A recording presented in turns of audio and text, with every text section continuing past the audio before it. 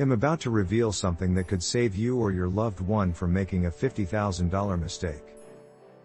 Most families choose the wrong senior living option. Not because they're careless, but because they don't know the real difference until it's too late. Here's what nobody tells you up front. Independent living and assisted living sound similar, but they're worlds apart.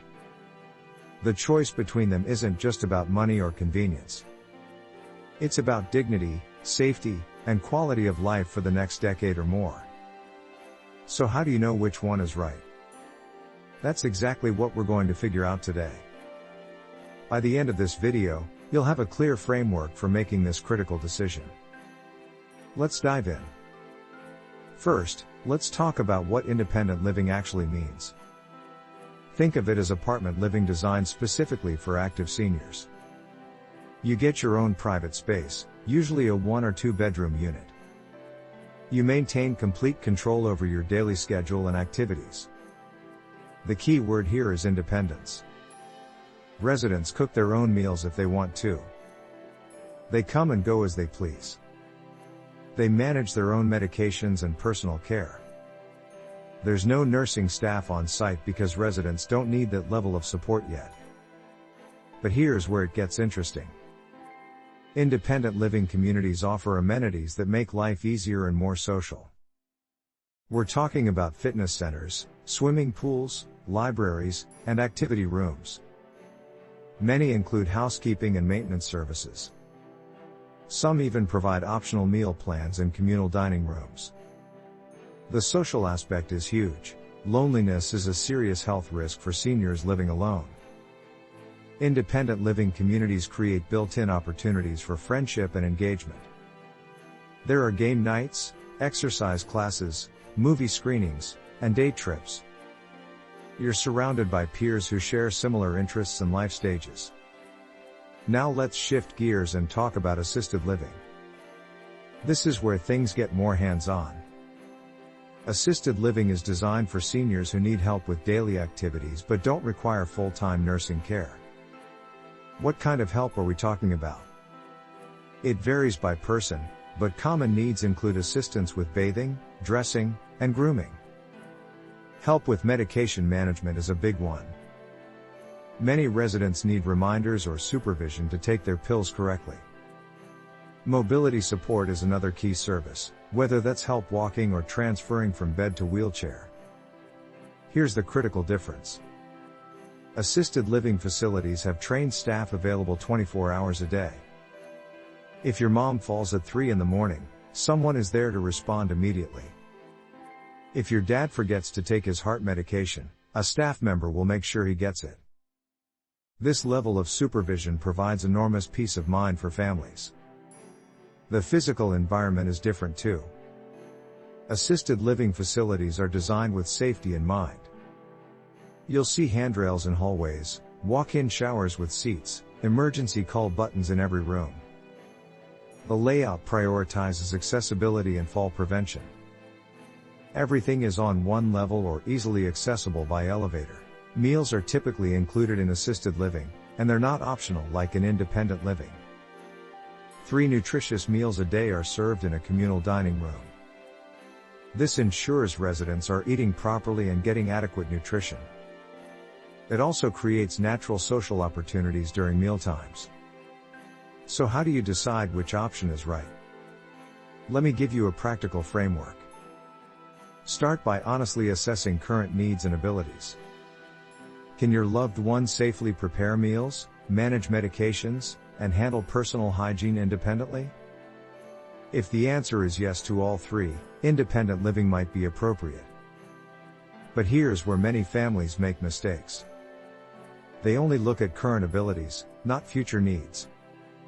Ask yourself what might change in the next 2 to 3 years. Is there a progressive condition like Parkinson's or dementia? Is mobility declining? Planning ahead can save you from having to move again soon. Let's talk about the financial side because this matters a lot. Independent living is generally less expensive than assisted living. Monthly costs typically range from $2,000 to $4,000 depending on location and amenities.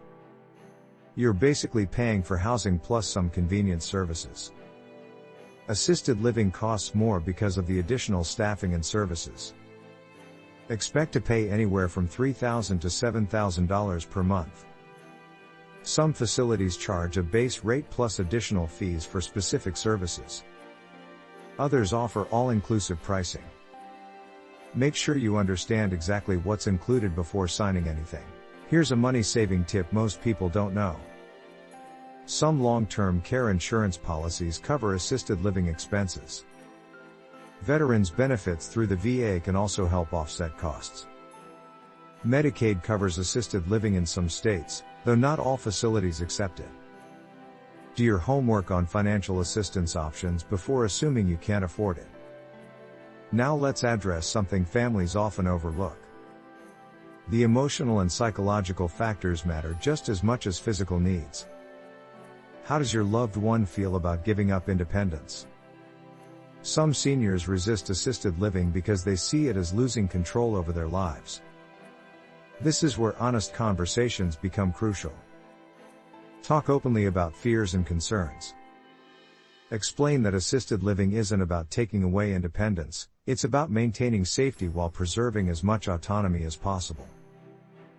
Visit facilities together so they can see the environment firsthand and ask questions. Another important consideration is the transition timeline. Moving from home to any senior living option is a major life change. It takes time to adjust emotionally and practically. Starting with independent living when someone is still quite capable can make that transition smoother. Then if needs increase over time, moving to assisted living feels less dramatic. Some senior living campuses offer both options on the same property. This continuity of care model lets residents age in place, moving between levels of care without leaving the community they've grown comfortable in. Let me share a real-world scenario that illustrates the decision process. Imagine a 78-year-old woman who lives alone.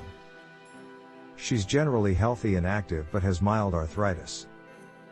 She drives, manages her finances, and cooks her own meals. However, she's becoming increasingly isolated since her husband passed away 2 years ago. For her, independent living could be perfect. She doesn't need daily assistance, but she would benefit enormously from the social environment and amenities. The housekeeping and optional meals would make life easier without compromising her independence. She could continue driving and maintaining her outside friendships while building new connections within the community. Now consider a different scenario. An 85-year-old man with early-stage dementia. He sometimes forgets to eat meals or take his blood pressure medication. Hess had 2 falls in the past 6 months. His daughter lives an hour away and worries constantly about his safety. This situation calls for assisted living. He needs medication management, meal supervision, and quick response if he falls. The structured environment and trained staff would provide the safety and support he requires. His daughter could visit regularly without the constant anxiety about his well-being when she's not there. Here's something else to consider carefully. Not all facilities are created equal. Whether you are looking at independent or assisted living, quality varies dramatically. Visit multiple options before deciding. Look beyond the glossy brochures and model apartments. Talk to current residents and their families. Ask about staff turnover rates because high turnover usually means problems. Check state inspection reports and licensing records. Look for cleanliness, how staff interact with residents, and whether the atmosphere feels warm and engaging or institutional and cold. Pay attention to the food quality too. Ask to eat a meal there during your visit. Food is a huge part of quality of life, especially in assisted living where meals are provided. Is the food appetizing and nutritious? Are there options for different dietary needs? Can residents request favorite foods occasionally? The activity and engagement programs matter more than most people realize. A good facility doesn't just warehouse seniors, it actively promotes physical, mental, and social well-being. Look for varied activities that match your loved one's interests. Are there opportunities for continued learning, creative expression, and physical exercise? One more critical factor is the staff-to-resident ratio, especially in assisted living. More staff means better care and faster response times. Ask about ratios during different shifts. Nighttime staffing is particularly important since that's when falls and medical emergencies often occur. Let's address a common misconception. Some people think you should wait until a crisis happens before considering senior living options. That's actually the worst time to make this decision. When you're dealing with a hospital discharge or sudden decline, you're rushed and stressed. You might end up choosing whatever has immediate availability rather than what's truly best. The ideal time to explore options is before you need them. Start conversations early. Tour facilities when there is no pressure. This gives you time to make a thoughtful, informed choice. It also lets your loved one participate in the decision-making process rather than having it forced on them during a crisis. Some families use a trial period approach. Many independent living communities offer short-term stays or respite care. Your loved one could try it out for a month to see how they feel about the environment and lifestyle. This takes some of the fear and uncertainty out of the decision. Here's the bottom line. Independent living works best for active, capable seniors who want community and convenience without giving up autonomy. Assisted living is right when daily support becomes necessary for safety and well-being. The decision isn't always clear-cut, and that's okay. When in doubt, err on the side of more support rather than less. It's better to have help available and not need it than to need help and not have it. You can always scale back services if they're not necessary. But you can't undo a serious fall or medication error. Remember, this isn't a permanent, unchangeable decision. Needs evolve over time, and living arrangements can change accordingly. The goal is finding the right fit for right now while keeping future possibilities in mind. Stay flexible and keep communication open with your loved one and the care team. Making this choice is never easy.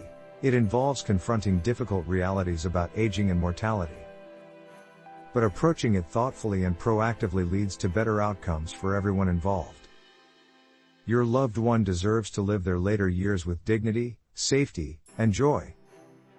Whether that's in independent living or assisted living depends on their unique needs and circumstances. Take your time with this decision. Do your research. Visit facilities. Have honest conversations. Trust your instincts about what feels right.